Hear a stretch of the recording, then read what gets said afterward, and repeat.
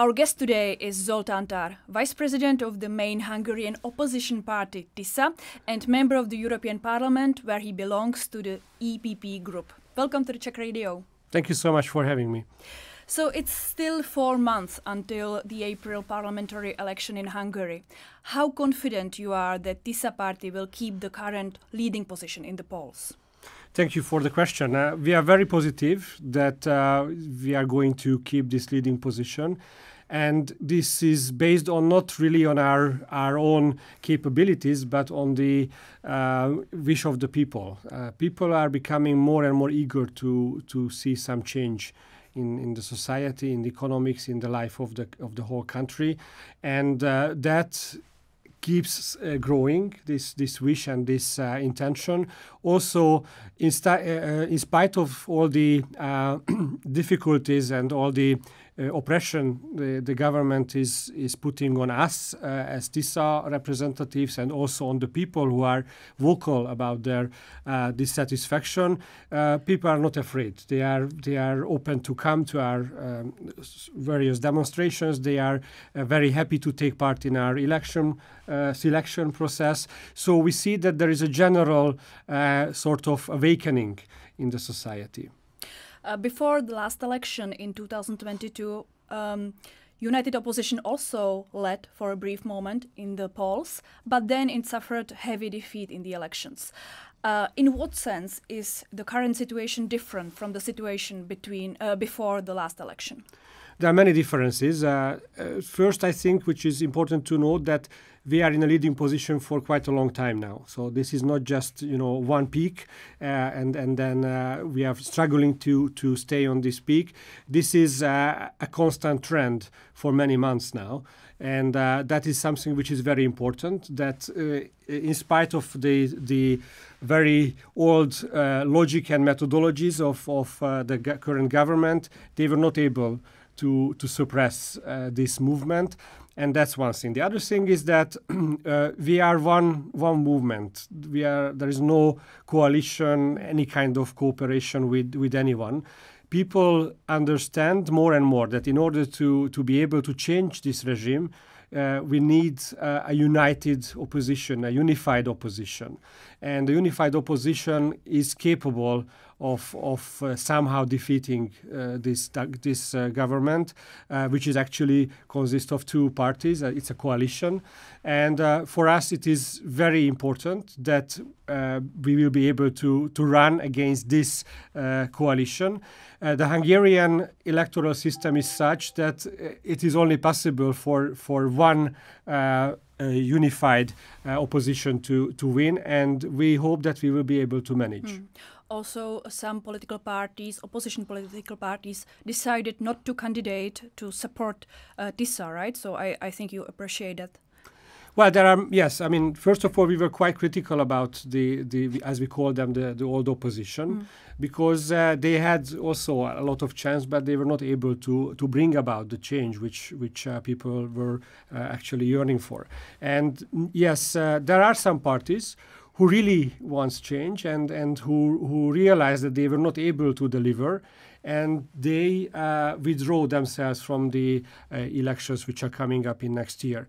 There are others who are competing, and there are even new parties which were established quite recently in order to compete, and we see that as a kind of distraction, which might or might not, we don't know, is supported by the government in order to somehow how to say that, somehow confuse the voters and make a bit more messy picture. From the perspective of the European Union, Hungary is seen as the biggest troublemaker, I would say, among member states, who has complicated relations with the European Union institutions. Should this be changed, and will this change if Tisza party form a new government next year? Absolutely. There are two main areas where we are fighting. First is obviously a domestic area, the domestic issues. this government in the past 15 years were not dealing with the issues which are important for the people: healthcare, education, the overall state of the country and the welfare of the people. We have to somehow repair that. That's the main goal what we would like to do. And in order to be able to do that, we have to normalize the EU relations and with relations with our neighbors as well as with other countries within the EU and outside of the EU, but within Europe. This government is not doing what it's supposed to do for the country. This government is only dealing with issues which is important for them, for their own short-sighted goals. And yes, definitely, we need to come back to the negotiating tables. We have to go and try to be a constructive member of the union, constructive member of the various institutions, and that's what we are aiming for. That's why we are here as parliamentarians. We are learning as well as we are trying to convince those who do have some doubts that yes, we will be able to bring about change in the country, both domestically as well as internationally. Would you say that Tisza is clearly pro-European party? Absolutely, 100%. We are a pro-European, central, middle right party with a conservative background, but our constituency is a quite wide constituency, and the reason for that, as I said, is that people realize that we need to be together and we need to be a unified opposition in order to be able to beat this regime. I said that current Hungarian government is viewed in Brussels as a troublemaker, and concrete topics where it shows is, for example, support for Ukraine, because Orbán's government often blocks decision to support Ukraine. So what would be position of your government if your party forms it? Yeah, one of the things which I think this government is doing is it has a somewhat hypocritical approach to many things. They are saying one thing in the European Union, in Brussels, they are saying another thing in Hungary, and I must say that this government does not have any kind of foreign political ideas or strategies. So their only goal is to maintain their power within the country. And for that, they are using all kinds of issues, for example, the war in Ukraine, to divide people. The main idea is to bring division into the society and also to bring division within the European Union. That is their way of doing politics. And obviously, the issues around the war in Ukraine is something which can be quite divisive in normal people's life as well as in a country. And we think that things like how we are going to stop the war in Ukraine and how we are going to bring peace, how we are going to help Ukraine to rebuild itself, these are issues which we need to discuss. The Hungarian government is not in the business of solving problems. The Hungarian government currently is in the business of creating problems. This is something, this sort of attitude, which we would like to really depart from. But at the same time, we would like to respect as well as protect the interest of the people in Hungary, and that pretty much actually coincides with the goals of other nations as well. So, in this respect, we think that we need to have much more dialogue, and we need to look for solutions and not for distraction. So, what exactly is this position on Ukraine-Russian conflict? Do you think that it complies with position of European Union, that it's clearly pro-Ukrainian? I think that it is a somewhat tricky question because to a certain point the government is saying what the reality is, that it is Russia who started, who was the aggressor, and after a certain time they agreed to say that, and we believe from the very, very beginning that it is an aggression from Russia. How to solve this problem? We do have some different understandings based on what I have said just before, that this government is not looking for the solution, it is looking for how they can gain some advantages out of this terrible situation, what is in Ukraine. For us, what is more important is how people can be saved and how peace can be brought about in Ukraine with not letting Russia to gain on this aggression. And for that, we say that just peace is what needs to be somehow achieved. And for that, dialogue and diplomatic measures are needed. And we are very much, open and would like to do as much as it is possible to push the countries which are clearly behind, the various interests to sit down and find out how they can end this suffering for the people in Ukraine. We definitely would like to depart from the current Hungarian government's approach, but we also would like to respect that in Hungary this issue, as I said, is quite divisive, and the people are sort of misled in many aspects to what the situation is all about. So we think that with clear communication, with a clear intention for peace, we will be able to change the standpoint of how we relate to this tragic situation. So if Tisza party and its leader, your colleague Petr Magyar, wins the election, we shouldn't expect Petr Magyar as a prime minister in Moscow shaking hands with Vladimir Putin. Definitely not. I mean, that is absolutely not our intention, and we won't do that. It is actually against the history and the understanding of Hungary, what is going on now.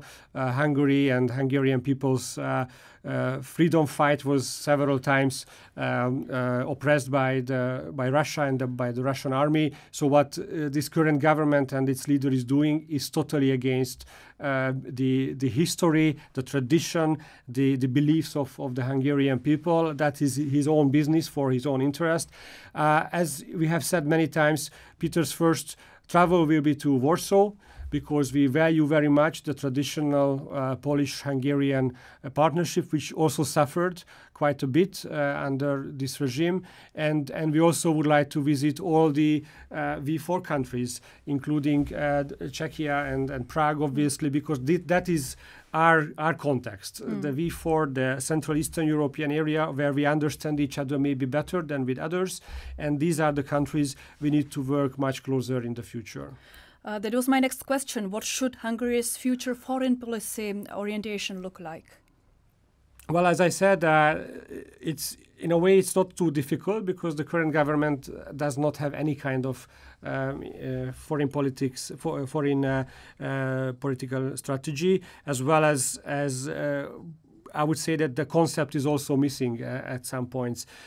Only the current interests which is driving the current government, and that is not something which we believe would be worth to keep, as well as it would be fruitful for our people. First, we would like to go back to the history and to what we are. We belong to Europe. We belong to the Western democracies. That's what the Hungarian people decided on 1,000 years ago, as well as we have a common somewhat tragic history with the countries of Central Eastern Europe, as well as those countries which joined the EU at the same time and the NATO at almost the same time.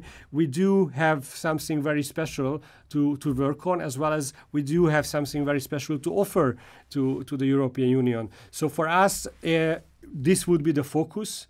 Where we belong, that's where we should work. We should not try to build other kinds of bridges which are actually not those which are really, our own, and we need to find ways of cooperation with the countries with which we already have or used to have in the history. So that is the main strategic goal. You mentioned Visegrad 4. Right now, this group of countries, Visegrad 4, is weakened by disputes. Yes. Very simple description is that there is a Czech Republic and Poland on one side, and Hungary and Slovakia with their more pro-Russian, anti-Ukrainian views on the other side. What future do you see for V4? Is it possible to repair it? We do hope it is possible to repair it. Actually, we are already doing steps which is in our capacity to repair it. Obviously, it can be very well seen that especially the Hungarian government, Viktor Orbán, is using V4 in his own interest. So when he needs the V4 cooperation, then he tries to do something about it. There is obviously a strong political and ideological background to it. They get along very well with the Slovakian Prime Minister. He hopes to get along very well with the new elected Czech Prime Minister, and that might give a sort of revival of for the V4. But we think that these sort of newly found cooperations, they don't really relate to the core of this cooperation, why it was established. So yes, we would like to, as I said before, we find it extremely important to find new ways to cooperate, to find middle ground on issues which we cannot agree, but at the same time to stress those issues where we agree on these countries together, and maybe also, which these countries have done in the past, to open up this cooperation from time to other countries, because it is important for the stability of the region to cooperate with other countries, both in the Balkans, also in the western, southern part. So that is something which we think these regional cooperations could be a new future for Europe, and the V4 is a cooperation which exists for a long time and could be an example for other regions as well. Aren't you worried that you're trying to repair V4 could be complicated by the fact that elections in Czech Republic won Andrej Babiš and his ANO party, and he will probably become a next prime minister? Actually, I mean, we respect the decision of every nation, obviously, the sovereignty of the people who made the decision by an election, and we are looking forward to find ways of cooperation with everyone. For us, it is important that we all have to come from this approach of respect to each other, and that is something which is maybe we need to renew how we approach each other in general, and we also hope that we also trust that we cannot go back to the same situation how it was 5-10 years ago. We shouldn't go back. We need to find new ways of cooperation, and that I think really stands for the V4 cooperation as well. It has to change as well as we all have to change. Right now, I think what we are doing is we started not just to defend democracy but to renew it, and that is something which we all need to do, I guess, that there are so many problems, so many issues, so many conflicting ideas and pressures outside and inside. But if we just defend, we cannot renew. And we think that we need to renew what we already have. So many changes are going on that we need to find new ways of how we can live out democracy, how we can live out partnerships with other countries and so on. Could you say maybe some concrete examples of these new ways of cooperation?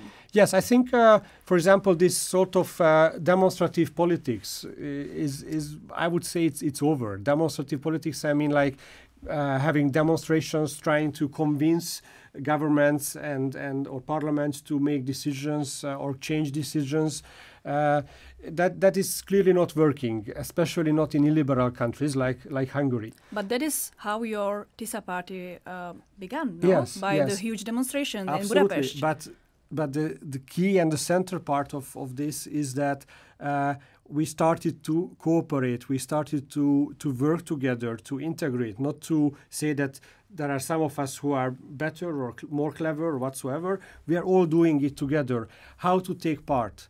That is the new thing, how to take part, how to make it our own, and how to create a system where people can feel that what is going on, it belongs to them. It is not something that's actually, I mean, for the Hungarian experience is such that that's what the past 15, 20 years was all about, that politicians are doing politics and people are trying to live or survive.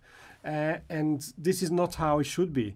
We all have to practice politics, and this is not a sort of magical game or something. It belongs to us. We have a say. We do have the right to take part in the decisions which are about us. It's not that we are being told, and we should be told. And we would like to take away this magical effect in a sense, and create another kind of magic where we all be able to take part. And I think this is one of the areas that we are trying on, and we would like to build a system around it, how to make people able to take part, how to create systems where people can feel that their say matters and their ideas can be discussed without others judging them, without others criticizing them, and so on. So something completely the opposite of what is happening at the moment in Hungary. I will come back to the European Union level. Another issue of Hungary is the state of rule of law in Hungary.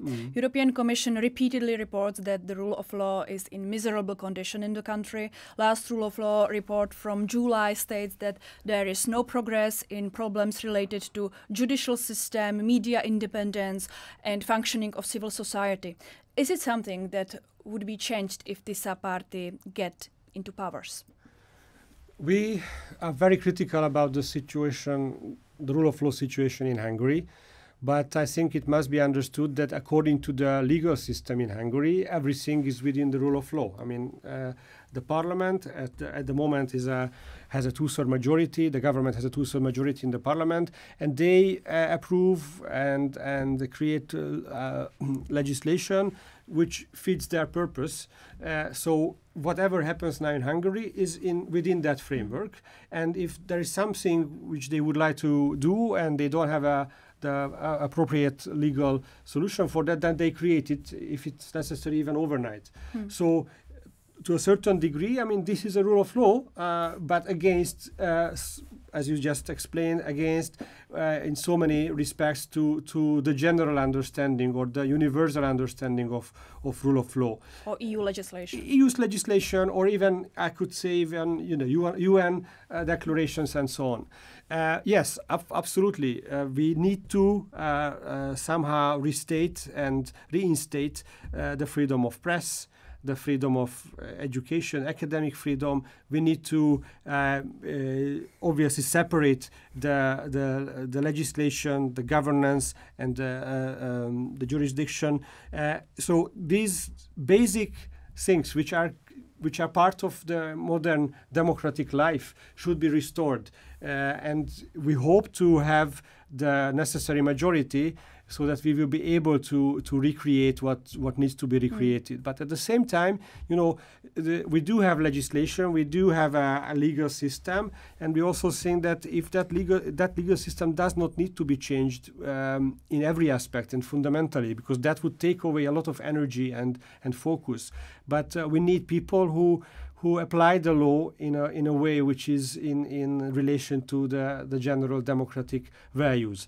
But we also think that every country, every nation, every people has its own right to decide on which direction they want to go, and we hope that the people of Hungary are able now to decide where they would like to go, and we hope that we were able to show them a new way, a new direction to choose.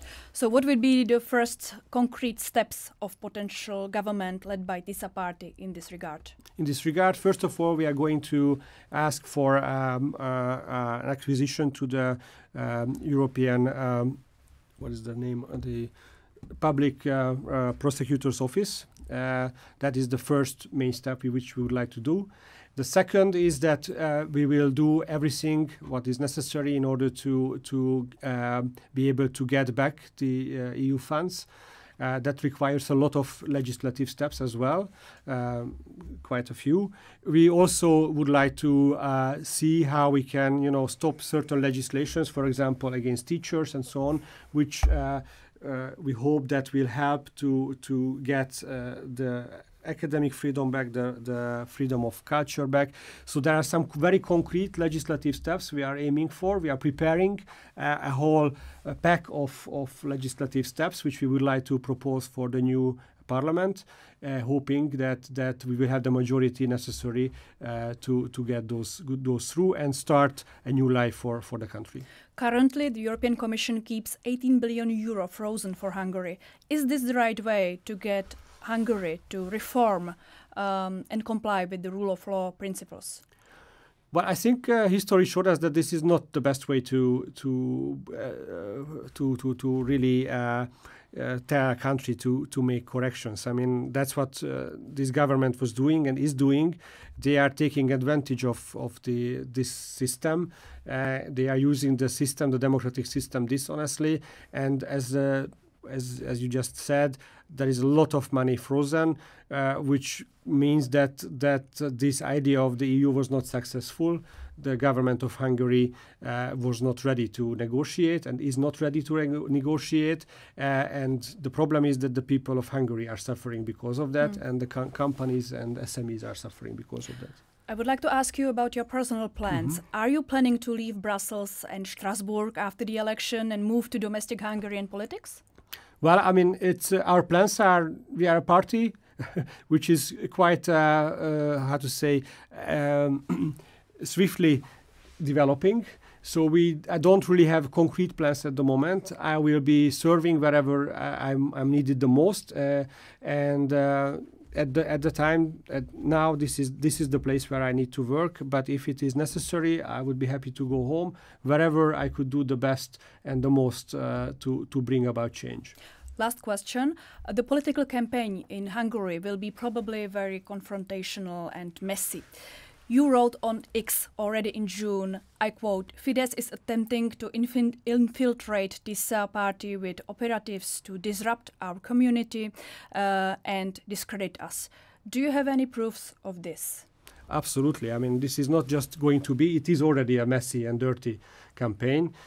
You must understand that how the Fidesz is operating is that they are in a constant campaign mood. So there is nothing, not a periodical campaigning. It is a constant campaigning mood. They are campaigning now like they would be the opposition. They are saying that they need time to repair the country and so on, which is totally baseless and totally crazy approach. Yes, we are being infiltrated. Some of the data of ours was stolen by people who infiltrated us and managed to get closer to digital data, which we have. We always have, and I knew several of them, some people who started to work as volunteers and then they started to become, employees of ours. And it turned out after a while that actually are not working for us, but they are working for the government or the party themselves. The party and the government is using AI to discredit us. They are using all kinds of, even today, this morning, they produced, they published a document which absolutely has nothing to do with us, blaming that it is our own economic plan for the country, of obviously disastrous. So they are creating all these total lies because they are not afraid. There is nothing who would punish them, no one who would punish them, and that's what we have to face with. But we are strong and we won't give up. And are you worried about Russian interference in the election? Absolutely. The Russian interference is a daily experience of ours. As you already said, this government has a particularly good relationship with the Russian government, which we don't really know the reasons for. And yes, we are not just afraid, we already know that there is a Russian interference in the country and in the election process. The guest of Czech Radio was Zoltan Tarr, member of the European Parliament and Vice President of Hungarian opposition Tisza party. Thank you very much for your time. Thank you, that's very kind. Thank you for having me.